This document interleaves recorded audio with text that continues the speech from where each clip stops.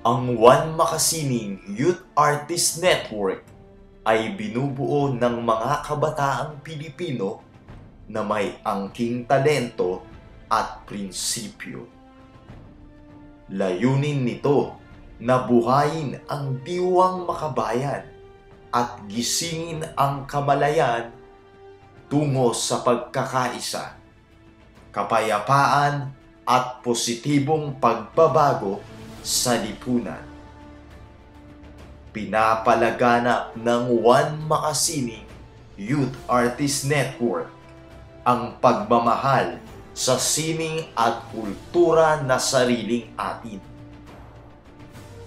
Ipinararating sa komunidad ang dakilang adhikain sa pamamagitan ng natatanging pagtatanghal at makahulugang gawain. Ito ang One Makasining Youth Artist Network, isa sa mga bida ng bagong dekada.